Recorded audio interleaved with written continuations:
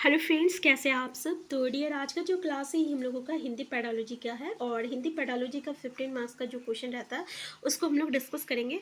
देखिए, हमारा हिंदी में जो रहता है सीटेट में पूरे 30 मार्क्स का क्वेश्चन रहता है, जिसमें 15 मार्क्स जो रहेगा ये पेडालॉजी का रहेगा और 15 मार्क्स जो रहेगा ये आपका पैसेज से रहता है।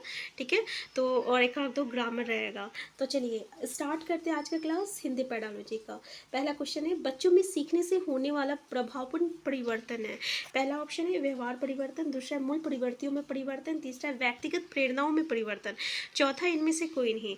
तो अगर हम देखें कि बच्चे जब भी कुछ नया सीखते हैं तो उसमें क्या परिवर्तन होता है और कौन सी परिवर्तन प्रभावपूर्ण होता है, तो सबसे ज़्यादा जो परिवर्तन हमें देखने को मिलेगा वो उसके व्यवहार में होता है और यही जो रहता है प्रभावपूर्ण परिवर्तन कहलाता है। ठीक है, नेक्स्ट है प्राथमिक स्तर पर रचना शिक्षण के लिए और शब्दानिक उपयुक्त विधि।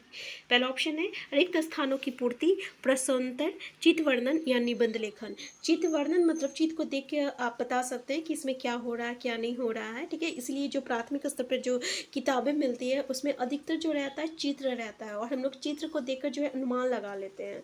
तो आंसर 3 जो रहेगा करेक्ट आंसर हो जाएगा। बच्चे जो है ना चित्र देखते हैं, बोलते हैं कि देखिए ये ऐसे हो रहा है, ये वो कर रहा है, ऐसे कर रहा है, इस तरीके से वो वर्णन करता है। नेक्स्ट है भारतीय बालक को भाषा सीखनी होती है, मातृभाषा या क्षेत्रीय भाषा में, अंग्रेजी भाषा में और हिंदी से क्षेत्र की हिंदी भाषा, ये सभी। तो बिल्कुल सही बात है, हमारा आंसर क्या हो जाएगा, आंसर 4 जो रहेगा करेक्ट आंसर हो जाएगा ये सभी। नेक्स्ट है बाल उद्यान पद्धति की प्रवर्तक है Montessori, probable, DV, Mahatma Gandhi. Correct answer क्या हो जाएगा, तो डीवी हो जाएगा। नेक्स्ट है डाल्टन विधि की प्रवर्तक कौन है, doctor Montessori, Mahatma Gandhi, Caudwell और मिस पार्कहर्स्ट। करेक्ट आंसर क्या हो जाएगा, तो मिस पार्कहर्स्ट हो जाएगा।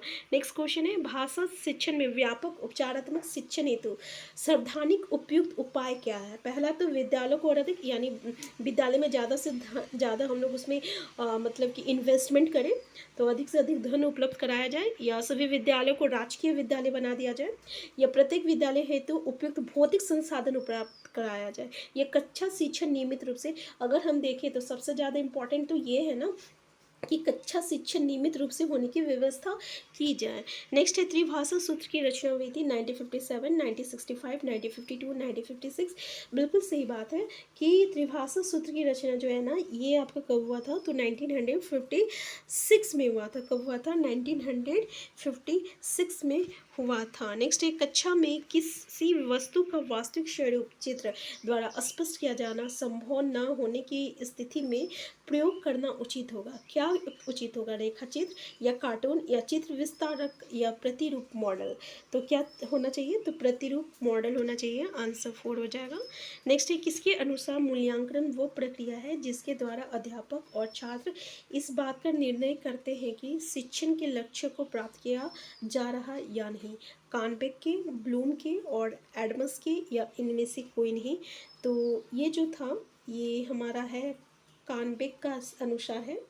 कानबेक के अनुसार क्या है, तो कानबेक के अनुसार जो है मूल्यांकन एक प्रक्रिया है जिसके द्वारा अध्यापक व छात्र इस बात का निर्णय करते हैं कि शिक्षण के लक्ष्य को प्राप्त किया गया है या नहीं किया गया है, मतलब जो भी पढ़ाया गया उसको वो मतलब कि समझ पाया या नहीं समझ पाया है।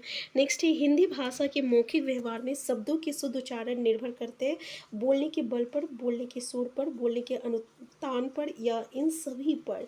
तो हमारा सही आंसर क्या हो जाएगा, आंसर 4 हो जाएगा, इन सभी पर ये जो है निर्भर करता है। नेक्स्ट है एक समावेशी कक्षा में भाषा शिक्षण की समस्या है उपयुक्त सभी परिवेश का निर्माण ना हो पाना, उपयुक्त पाठ्य सामग्री का अभाव, विद्यार्थियों की योग्यताओं में भिन्नता होना और विद्यार्थियों में असमान रुचि का होना। हमारा आंसर क्या हो जाएगा, तो बिल्कुल सही बात है। अगर हम देखें समावेशी कक्षा में इस भाषा शिक्षण की जो समस्या है, तो उपयुक्त भाषा परिवेश का निर्माण ना हो पाना, क्योंकि भाषा परिवेश हर एक भाषा जो बच्चे होते हैं ना उनका जो परिवेश होता है वो अलग अलग होता है। ठीक है, तो वो उनको वो परिवेश नहीं मिल पाता है। कोई बच्चे जो है अच्छे से इंग्लिश स्पीकिंग कर लेते हैं क्योंकि उनकी घर में वो माहौल होता है, लेकिन किसी बच्चे को जो है बिल्कुल नहीं आता क्योंकि उनके घर में वो माहौल नहीं होता है। नेक्स्ट है व्याकरण शिक्षा का भेद है औपचारिक व्याकरण पाठ, व्यवहारिक पाठ और प्रासंगिक व्याकरण पाठ और ये सभी। तो हमारा आंसर क्या होगा, हमारा आंसर हो जाएगा ये सभी हो जाएगा। नेक्स्ट है ग्रहात्मक कौशलों में शामिल है सुनना पढ़ना, बोलना सिखाना, बोलना लिखना और बोलना पढ़ना लिखना, या सीखना होगा। तो देखिए क्या करेक्ट हो जाएगा हम लोगों का, तो हम लोगों का आंसर जो होगा सुनना और पढ़ना होगा। क्या होगा, सुनना और पढ़ना। ठीक है। नेक्स्ट है निम्न में से मातृभाषा शिक्षण का ज्ञानात्मक उद्देश्य नहीं है। भाषिक तत्वों को समुचित ज्ञान प्राप्त करना, विषय वस्तु का ज्ञान प्राप्त करना, उच्चारण का ज्ञान प्राप्त करना या रचना कार्य के विभिन्न रूपों का ज्ञान प्राप्त करना। तो हमारा आंसर क्या होगा, तो बिल्कुल उच्चारण का ज्ञान प्राप्त करना, आंसर थर्ड हो जाएगा। नेक्स्ट है त्रिभाषा सूत्र में उच्च प्राथमिक स्तर पर किस भाषा के शिक्षण को प्राथमिकता दी जाती है। मातृभाषा, अंग्रेजी, विदेशी और संस्कृत। तो हमारा आंसर क्या हो जाएगा, यहाँ पे त्रिभाषा जो सूत्र है उसमें प्राथमिक उच्च प्राथमिक स्तर पर हम लोग मातृभाषा को जो है प्राथमिकता देते हैं। तो ये था आज का क्लास। तो ऐसे ही हमारा पैडालॉजी का क्वेश्चन रहता है। तो हम फिर मिलते हैं नेक्स्ट क्लास में। अगर आप चैनल में नए हैं, चैनल को सब्सक्राइब कर लीजिएगा। हम फिर मिलते हैं। Thank you.